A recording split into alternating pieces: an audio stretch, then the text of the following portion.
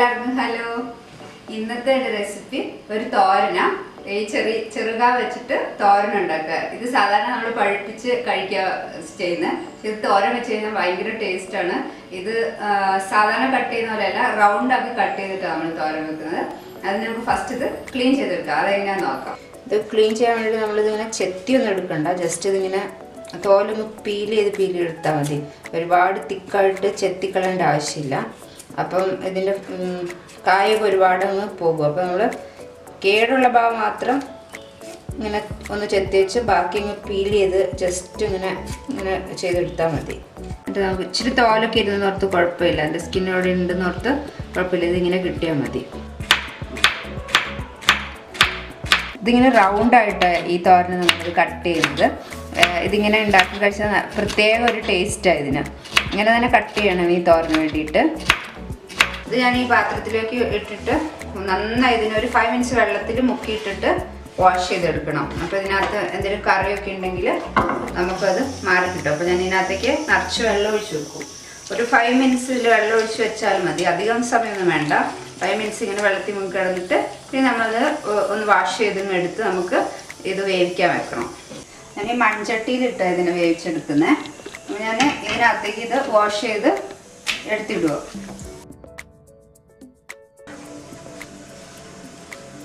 ഇതിനകത്തേക്ക് ഒരു 1/2 ടീസ്പൂൺ ഉപ്പും 1/4 ടീസ്പൂൺ മഞ്ഞൾപ്പൊടിയും കൂടെ ചേർത്ത് അതിനകത്ത് വെള്ളം ഒഴിച്ച് നമ്മൾ വേവിച്ചെടുക്കണം. ഒരുപാട് വെള്ളം ഒഴിക്കണ്ട,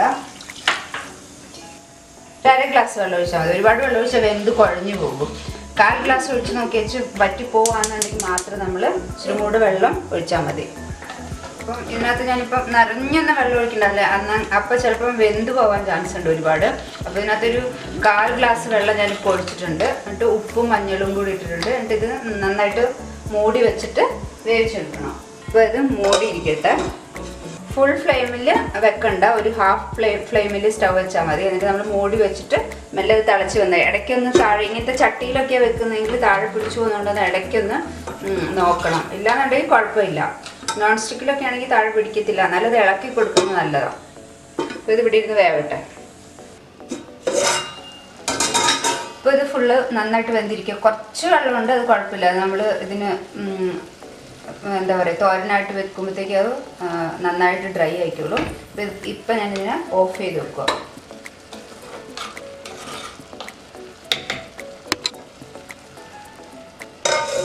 അപ്പോൾ ഈ തോരൻ വെക്കാൻ ആവശ്യമായിട്ടുള്ള സാധനങ്ങൾ ഇതൊക്കെ. തേങ്ങ ഞാൻ എടുത്തിട്ടുണ്ട്, വളരെ കുറച്ച് തേങ്ങയേ ഉള്ളൂ. ഒരു 2 ഇങ്ങനെ കൈക്ക് പിടിച്ച് 2 പിടി തേങ്ങയേ ഉള്ളൂ ഇത്. പിന്നെ ചെറിയ ഉള്ളി ഇത്രയും, ഒരു 6 പീസ്. പിന്നെ ഒരു വെളുത്തുള്ളി ഒരു 3 പീസ്.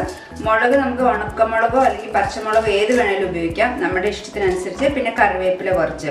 അപ്പം ആദ്യം ഇതെല്ലാം കൂടെ ഞാൻ ചോപ്പറിലേക്ക് ഇട്ടൊന്ന് അരച്ചെടുക്കണ്ട, ജസ്റ്റ് ഒന്ന് അതൊന്ന് ഒതുക്കിയെടുത്താൽ മതി.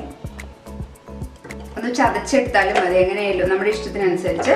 അരഞ്ഞു പോകാൻ പാടില്ല. അപ്പം ഞാൻ ഈ ചോപ്പറിനകത്തേക്ക് ഇട്ടിട്ട് ഇതൊന്ന് ജസ്റ്റ് ചതച്ചെടുക്കാം.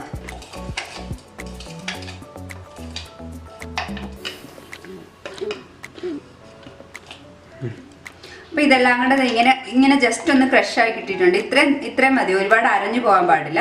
അപ്പം നമുക്കിതെങ്ങനെ ഉണ്ടാക്കുന്നതെന്ന് നോക്കാം. എന്നിട്ട് അപ്പോൾ നമ്മൾ വേവിച്ച് വെച്ച ഈ റൗണ്ടിൽ അരിഞ്ഞ് വേവിച്ച് വെച്ച കായ ഇത് നന്നായിട്ട് ഇപ്പോൾ വെന്തിരിക്കും. അപ്പോൾ ഇതിനകത്തേക്ക് ഞാൻ ഈ ക്രഷ് ചെയ്തെടുത്ത് തേങ്ങയും മുളകും വെളുത്തുള്ളിയും എല്ലാം കൂടെ ഉള്ള ഈ കൂട്ട് ഇതിനകത്തേക്ക് ഇടുക ഞാൻ.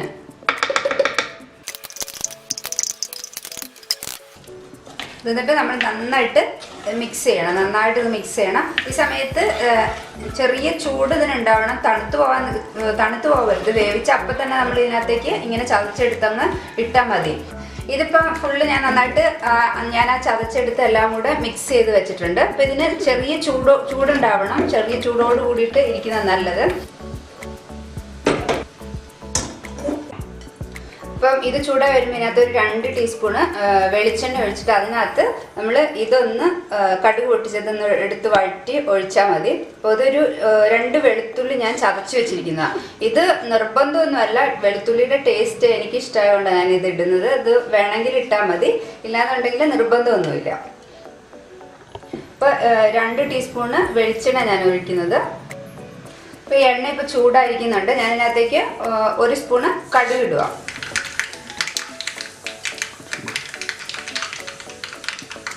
അപ്പോൾ ഈ കടുക് പൊടുന്നതിനകത്തേക്ക് വെളുത്തുള്ളി ഇടിച്ചത്, ഈ മുളകും, പിന്നെ കുറച്ച് കറിവേപ്പില. ഇത് നന്നായിട്ടങ്ങ് മൂത്ത് കഴിഞ്ഞാൽ നല്ലൊരു സ്മെല്ലൊക്കെ വരുന്ന സമയത്ത് നമ്മൾ ഇതെടുത്ത് ഇങ്ങോട്ട് വെച്ചിട്ട്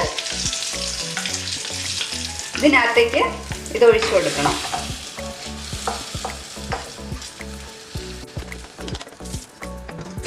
എന്നിട്ട് നമ്മൾ നന്നായി മിക്സ് ചെയ്തെടുക്കണം. ഇതിനെ സമയത്ത് ഇച്ചിരി നേരം ചൂടാകുന്നത് നല്ലതാണ്. ഉപ്പ് നോക്കുന്ന സമയത്ത് ഉപ്പ് കുറവാണെങ്കിൽ ഉപ്പിട്ട് കൊടുക്കണം. ഞാനിത് വേവിക്കുമ്പോൾ ഒരു 1/2 ടീസ്പൂൺ ഉപ്പായിരുന്നു ഇട്ടിരുന്നത്. ഉപ്പ് ഇപ്പോൾ കറക്റ്റാണ് എനിക്ക്, അതുകൊണ്ട് ഞാൻ ഉപ്പിടുന്നില്ല. ഇപ്പം നമ്മൾ ഉണ്ടാക്കുന്ന സമയത്ത് ഈ സമയത്ത് ഉപ്പ് നോക്കിയിട്ട് കുറവുണ്ടെന്നുണ്ടെങ്കിൽ ഇട്ട് കൊടുക്കുന്നത്. ഇപ്പം നമ്മുടെ ചെറുകായ തോരൻ റെഡി ആയിട്ടുണ്ട്. ഞാനൊരു സെർവ് ഡിഷിലേക്ക് മാറ്റാം.